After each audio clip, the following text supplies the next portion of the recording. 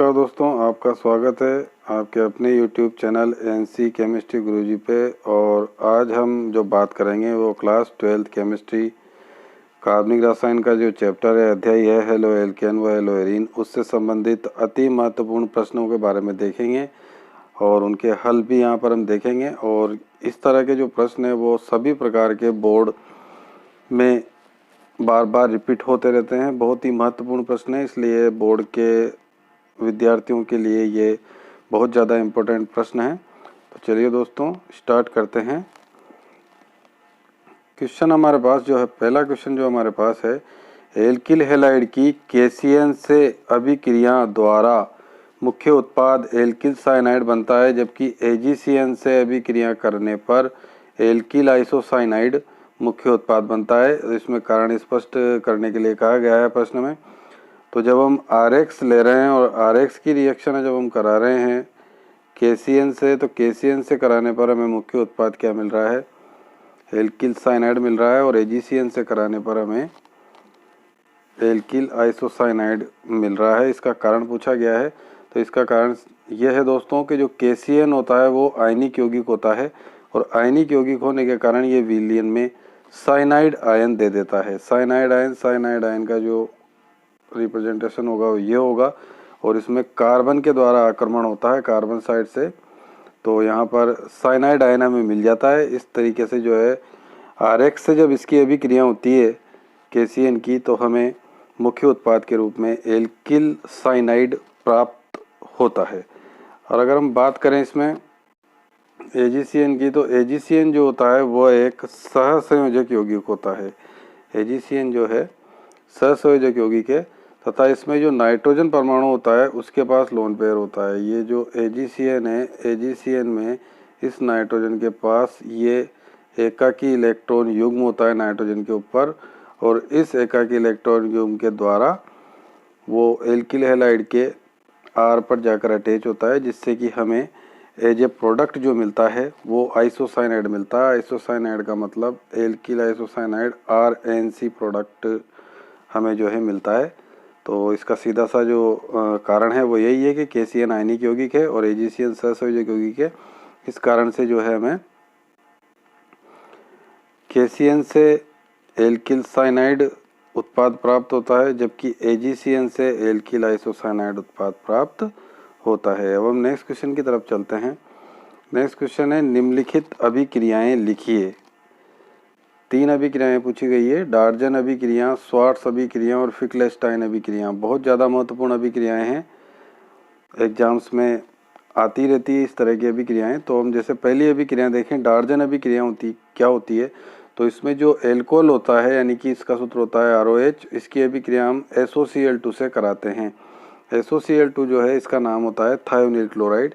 यानी जब एल्कोहल की अभिक्रिया थायोनिल क्लोराइड से कराई जाती है तो हमें एल्किल क्लोराइड प्राप्त होता है, और साथ में SO2 गैस और HCl इसमें बाहर निकलती है। तो इसको हम जो है डार्जन अभिक्रिया कहते हैं। अब इसमें अभिक्रिया में किस तरीके से होता है दोस्तों, कि जिस तरीके से हमें ये ROH है इसकी हम अभिक्रिया करा देंगे SOCl2 से। तो SOCl2 इस तरीके से होता है, ये SOCl2 होगा, और इस SOCl2 में हम साफ साफ देख सकते हैं ये बॉन्ड ब्रेकिंग होके यहाँ पे HCl बनेगा, इस तरीके से यहाँ पे RCl बनेगा, और SO2 गैस यहाँ पर रिलीज हो जाएगी। तो इस तरह की अभिक्रिया को हम क्या कहेंगे, डार्जन अभिक्रिया कहेंगे। दूसरी अभिक्रिया जो प्रश्न में पूछी गई है वो है स्वार्ट्स अभिक्रिया। स्वार्ट्स अभिक्रिया में क्या होता है, मेथिल ब्रोमाइड या मेथिल क्लोराइड भी यहाँ पर ले सकते हैं। इसकी अभिक्रिया सिल्वर फ्लोराइड से की जाती है, इसको गर्म किया जाता है तो हमें मेथिल फ्लोराइड मिलता है, और साथ में सिल्वर ब्रोमाइड यहाँ पर मिलता है। एक EGC इसमें रिएक्शन है, क्योंकि Ag पे जो है यहाँ पर प्लस आ जाएगा इस तरीके से, और जो F है उस पर माइनस आ जाएगा। जब इसको ब्रेक करेंगे तो Ag जो है Br के पास जाके AgBr बना लेगा, और CH3F के साथ जुड़कर जो है फ्लोरोमेथेन यानी कि मेथिल फ्लोराइड यहाँ पर प्राप्त होगा। तो इस तरह की जो अभिक्रिया होगी उसको हम बोलेंगे स्वार्ट्स अभिक्रिया। अब हम तीसरी अभिक्रिया देख लेते हैं। तीसरी अभिक्रिया पूछी है फिक्लेस्टाइन अभिक्रिया। फिक्लेस्टाइन अभिक्रिया में भी हमें एल्किल हैलाइड लेना है RX जिसको हम एलो एल्केन भी बोलते हैं। इसमें X बराबर Cl भी हो सकता है और Br भी हो सकता है, यानी कि ये क्लोरो एल्केन या ब्रोमो एल्केन हो सकता है। यहाँ पर मेन चीज़ ये रहेगी कि जो क्रिया कारक दूसरा रहेगा इसमें वो सोडियम आयोडाइड रहेगा। सोडियम आयोडाइड से भी क्रिया होगी। सोडियम आयोडाइड की हम बात करें तो इसमें भी क्या होगा कि सोडियम पे +1 चार्ज आएगा और आयोडीन पे माइनस आएगा, तो ये सोडियम प्लस X के पास जाकर NaX बना लेगा और R जो है I से जुड़कर एल्किल आयोडाइड फॉर्म यहाँ पर होगा। ये भी क्रिया एसीटोन की उपस्थिति में होती है। तो इस तरीके से ये फिक्लेस्टाइन अभिक्रिया द्वारा हम आयोडो एल्केन बना सकते हैं, यानी एल्किल आयोडाइड बना सकते हैं, और स्वार्ट्ज अभिक्रिया द्वारा हम फ्लोरोमेथेन यानी फ्लोरो के यौगिक जो है बना सकते हैं यहाँ पर। इस तरीके से ये बहुत ही महत्वपूर्ण प्रश्न है। नेक्स्ट क्वेश्चन हम देख लेते हैं। क्या होता है जब 2 ब्रोमो पेंटेन को एल्कोहलिक KOH के साथ गर्म किया जाता है? जब 2 ब्रोमो पेंटेन को एल्कोहलिक KOH के साथ गर्म करते हैं तो क्या होता है? तो दोस्तों ये हमारा 2 ब्रोमो पेंटेन है, 5 कार्बन है और दूसरे कार्बन पे हमने Br लगा रखा है। तो ये जो अभिक्रिया है एल्कोहलिक KOH, इसकी एक आइडेंटिफिकेशन होती है और इस अभिक्रिया को मेनली हम बोलते हैं बीटा विलोपन अभिक्रिया। ये जो अभिक्रिया होती है दोस्तों इसका नाम होता है बीटा विलोपन अभिक्रिया, और इसमें जिस कार्बन पे हैलोजन लगा रहता है उसको हम अल्फा कार्बन बोलते हैं और इसके पास वाले जो कार्बन है वो बीटा कार्बन होंगे। तो यहाँ पर अल्फा कार्बन से तो हमें हैलोजन रिमूव करना है और बीटा कार्बन से हमें हाइड्रोजन हटाना है, यानी यहाँ पर HX हट जाता है। HX यहाँ पर हट जाता है और डबल बॉन्ड क्रिएट हो जाता है, यानी एल्कीन प्रोडक्ट इनमें बनते हैं। तो जैसा हमें क्वेश्चन में पूछा गया है 2 ब्रोमो पेंटेन के बारे में, ये 2 ब्रोमो पेंटेन का फॉर्मूला होगा। तो एक बार तो हम यहाँ से बीटा हाइड्रोजन हटा सकते हैं और एक बार हम बीटा हाइड्रोजन यहाँ से हटा सकते हैं। 2 तरह के केज इसमें बनेंगे। HBr इसमें बाहर होता है। अगर हम यहाँ से हाइड्रोजन हटाते हैं बीटा हाइड्रोजन कोने से तो हमें प्रोडक्ट मिलेगा 1 पेंटीन, जो केवल 19% ही हमें इसमें प्राप्त होता है। और अगर हम यहाँ से हटाते हैं, इस जगह से अगर हम हाइड्रोजन हटाते हैं तो हमें प्रोडक्ट मिलेगा 2 पेंटीन, जो कि 81% प्राप्त होता है और इस अभिक्रिया का मुख्य उत्पाद होता है मेजर प्रोडक्ट। और एल्कीन इसमें बने हैं, यानी कि 1 पेंटीन 2 पेंटीन। तो इसमें कौन सा मुख्य उत्पाद बनेगा, इसके लिए भी एक रूल दिया गया है जिसे बोलते हैं हम सेज-जेफ का नियम। और सेज-जेफ ने बताया कि जब इस तरीके से बीटा एलिमिनेशन में एल्कीन प्रोडक्ट बनते हैं तो एल्कीन प्रोडक्ट्स में डबली बॉन्डेड कार्बन एटम पर, जिस यौगिक में डबली बॉन्डेड कार्बन एटम पर एल्किल ग्रुप ज़्यादा रहेंगे वही यौगिक जो है मेजर प्रोडक्ट के रूप में मिलेगा। तो यहाँ पर हम देखें तो यहाँ पर देखो ये एल्किल ग्रुप है और एक तरीके से ये एल्किल ग्रुप है, 2 एल्किल ग्रुप इसमें 2 पेंटीन प्रोडक्ट में उपस्थित है डबली बॉन्डेड कार्बन पे। लेकिन हम 1 पेंटीन में बात करें तो यहाँ पर हमें केवल एक ही एल्किल ग्रुप दिख रहा है। इसीलिए यहाँ पर इस रिएक्शन में बीटा विलोपन अभिक्रिया में जो 2 पेंटीन प्रोडक्ट है वो 81% प्राप्त हुआ हमें और मेजर प्रोडक्ट के रूप में मिलता है। तो इस तरीके से ये क्वेश्चन सोल्व हुआ दोस्तों। अब नेक्स्ट क्वेश्चन देख लेते हैं। नेक्स्ट क्वेश्चन है SN1 और SN2 अभिक्रियाओं में अंतर लिखिए। दोनों अभिक्रियाओं में हमें अंतर बताना है कि SN1 और SN2 में अंतर क्या होता है। तो SN1 और SN2 हम इस तरीके से देख सकते हैं। SN1 का पूरा नाम होगा एकाणुक नाभिक स्नेही प्रतिस्थापन अभिक्रियाएं, ये SN1 का पूरा नाम है। इसी तरीके से SN2 का पूरा नाम है द्विअणुक नाभिक स्नेही प्रतिस्थापन अभिक्रियाएं। नाभिक स्नेही का इनमें आक्रमण होता है। SN1 अभिक्रिया 2 पदों में संपन्न होती है, ठीक है, जबकि अगर हम बात करें SN2 अभिक्रिया की तो ये एक ही पद में संपन्न हो जाती है। SN1 अभिक्रिया 2 पदों में संपन्न होती है, तो इसमें जो वेग का मान अगर हम देखें तो वेग का मान इसमें प्रथम पद जो होता है उस पर निर्भर करता है, धीमा पद होता है वो, और वेग का मान केवल Rx की सांद्रता पर ही निर्भर करता है। जो एल्किल हैलाइड है उसकी सांद्रता पर ही निर्भर करता है। इसकी पावर 1 आ रही है, इसीलिए ये SN1 अभिक्रिया होती है, क्योंकि इसमें कोटि का मान भी अगर हम देखें इस वेग नियम से तो 1 आ रहा है। तो यहाँ पर जो है ये एक SN1 अभिक्रिया होती है। और अगर हम बात करें SN2 अभिक्रिया में तो इसमें क्या होता है कि वेग का मान क्योंकि ये एक ही पद में संपन्न होती है तो पहले पद में ही एल्किल हैलाइड पर न्यूक्लियोफाइल जो है आक्रमण कर देता है नाभिक स्नेही। तो यहाँ पर जो है एल्किल हैलाइड पे भी निर्भर करेगा और नाभिक स्नेही पे भी निर्भर करेगा, दोनों पर ही वेग का मान निर्भर करता है। इसीलिए इसको द्विअणुक नाभिक स्नेही प्रतिस्थापन SN2 अभिक्रिया बोला जाता है। अगर हम देखें इसमें तो दो पदों में संपन्न होती है। प्रथम पद में जो है आयनन होता है और आयनन में जो है मध्यवर्ती बनता है बीच में, उसको कार्बोकेटाइन बोलते हैं, यानी यहाँ पर कार्ब धन आयन बनते हैं। SN2 अभिक्रिया में ऐसा कुछ भी नहीं होता है, केवल एक अस्थायी संक्रमण अवस्था बनती है। अब हम क्रियाशीलता की बात कर लेते हैं कि SN1 अभिक्रिया कौन से एल्किल हैलाइड सबसे ज़्यादा देंगे।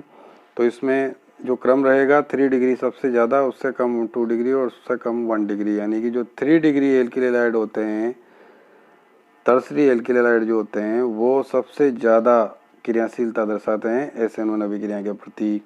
SN2 में देखें तो ये क्रम उल्टा हो जाता है। यहाँ पर जो 1 डिग्री होंगे वो सबसे ज़्यादा क्रियाशीलता दर्शाएंगे, फिर 2 डिग्री, फिर 3 डिग्री, यानी यहाँ पर 1 डिग्री जो है सबसे ज़्यादा क्रियाशीलता दर्शाएंगे SN2 अभिक्रिया के प्रति।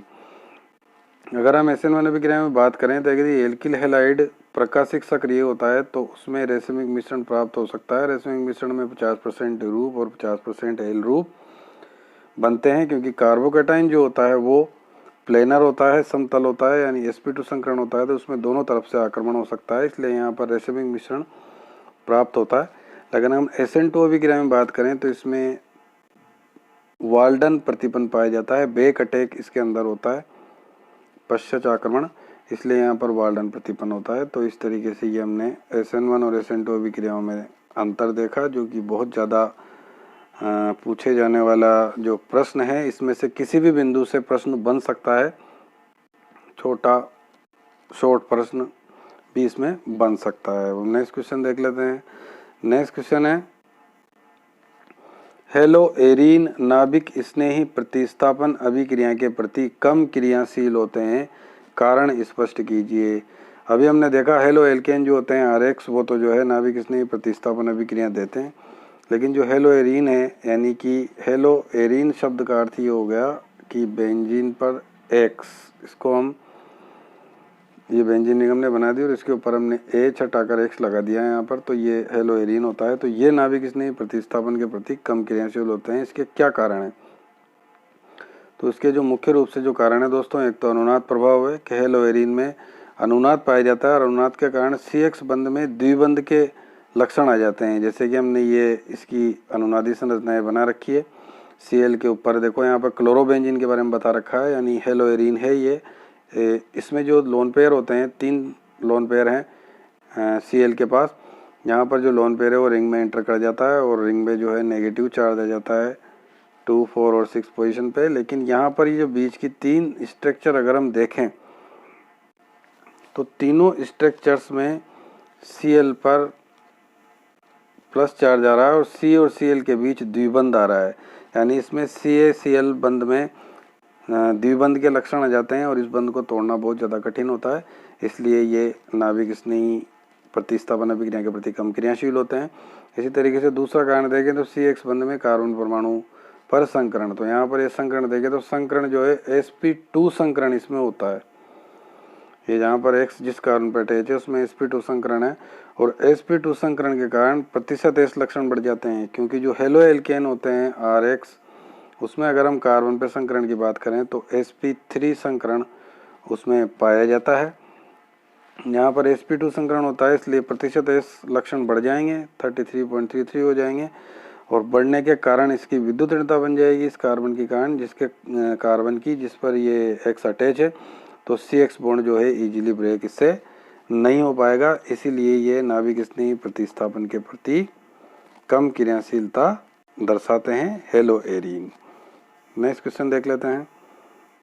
नेक्स्ट क्वेश्चन बहुत ज़्यादा इंपॉर्टेंट क्वेश्चन है, ये ज़रूर से ज़रूर 3 में से एक अभिक्रिया ज़रूर हर प्रकार के बोर्ड के जो एग्ज़ाम है उनमें ज़रूर आती है, बहुत ही ज़्यादा पूछे जाने वाला प्रश्न है ये। निम्नलिखित अभिक्रियाएँ लिखिए, इसमें वुड्स अभिक्रिया, फिटिक अभिक्रिया और वुड्स फिटिक अभिक्रिया के बारे में पूछा है। पहली अभिक्रिया हम देख लेते हैं वुड्स अभिक्रिया। वुड्स अभिक्रिया में क्या होता है, ये अभिक्रिया होती है हेलो एल्केन के लिए। पहली बात तो ये ध्यान रखें कि वुड्स अभिक्रिया हेलो एल्केन के लिए होती है, यानी एल्किल हैलाइड के लिए होती है। हेलो एल्केन का सूत्र RX होता है और इसमें 2 मोल RX के लिए जाते हैं इस अभिक्रिया में। और सोडियम से अभिक्रिया हम इसकी करा सकते हैं। हम जानते हैं सोडियम जब यौगिक बनाएगा तो उस पर प्लस चार्ज आएगा और RX में X पे माइनस चार्ज है तो NaX बनेगा। तो यहाँ पर इस तरीके से 2 मोल हमने लिए तो 2 मोल NaX यहाँ पर बन जाएंगे और ये जो R है ये R अटैच हो जाएगा इस R के साथ और R अटैच होकर RR बना लेंगे, यानी एल्केन प्रोडक्ट यहाँ पर बनेंगे। अभिक्रिया शुष्क ईथर की उपस्थिति में होती है। अर्थात जब एल्किल हैलाइड के 2 मोल की अभिक्रिया सोडियम से कराई जाती है शुष्क ईथर की उपस्थिति में तो एल्केन प्राप्त होते हैं। इसी को हम क्या बोलेंगे, वुड्ज अभिक्रिया कहेंगे। अब हम बात कर लेते हैं फिटिक अभिक्रिया के बारे में। तो फिटिक अभिक्रिया की अगर हम बात करें तो जो फिटिक अभिक्रिया होती है ये विशेष रूप से जो अभिक्रिया होती है किसके लिए होती है, हेलो एरीन्स के लिए होती है। ये हेलो एरीन्स पे लागू होती है। और जो वुड्ज अभिक्रिया थी वो किसके लिए थी, वो थी RX के लिए और ये लागू होगी हमारी हेलो एरीन के लिए। हेलो एरीन के वही उसी तरीके से हमें 2 मोल लेने हैं, यहाँ पे वही सोडियम हमें ले लेना है और सोडियम क्या करेगा, X के पास चला जाएगा और इस तरीके से हमें 2NaX मिल जाएंगे।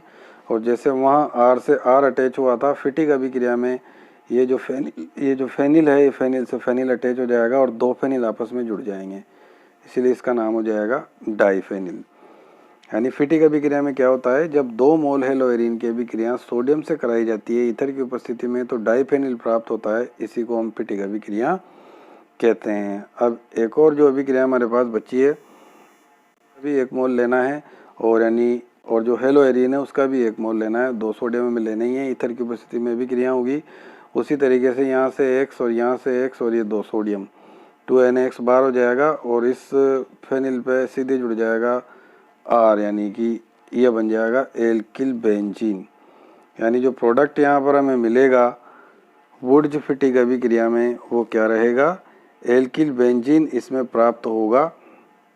यानी कि जब 1 मोल हेलो एरीन और 1 मोल हेलो एल्केन की अभिक्रिया सोडियम से कराई जाती है ईथर की उपस्थिति में तो हमें एल्किल बेंजीन प्राप्त होता है और साथ में 2 मोल NaX मिलते हैं, इसी को हम वुड्ज फिटिक अभिक्रिया कहते हैं। तो दोस्तों आज का वीडियो कैसा लगा कमेंट करके ज़रूर बताएं और इसी तरह के महत्वपूर्ण प्रश्न अगले चैप्टर्स के हम नेक्स्ट वीडियो में देखेंगे। कार्बनिक रसायन से संबंधित अन्य महत्वपूर्ण प्रश्नों के वीडियो आपको आगे मिलते रहेंगे। अगर आप चैनल पर नए हैं तो चैनल को सब्सक्राइब कर लें ताकि आपको इसी तरह के क्लास 12th केमिस्ट्री से संबंधित वीडियो मिलते रहें। अगले वीडियो में हम कार्बनिक रसायन का जो नेक्स्ट चैप्टर है उससे संबंधित अति महत्वपूर्ण प्रश्नों के बारे में बात करेंगे। वीडियो को देखने के लिए धन्यवाद। नमस्कार।